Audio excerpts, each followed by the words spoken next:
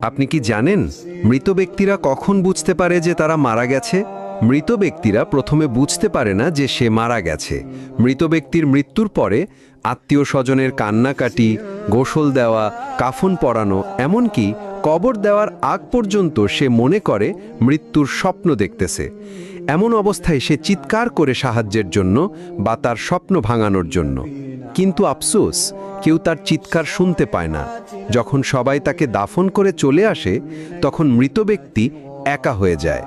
ঠিক তখনই মহান আল্লাহ তাআলা তার আত্মাকে পুনরায় তার দেহের মধ্যে ফিরিয়ে দেয়।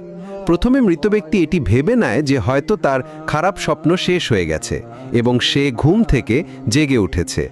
তাই সে আল্লাহর কাছে কৃতজ্ঞতা প্রকাশ করে।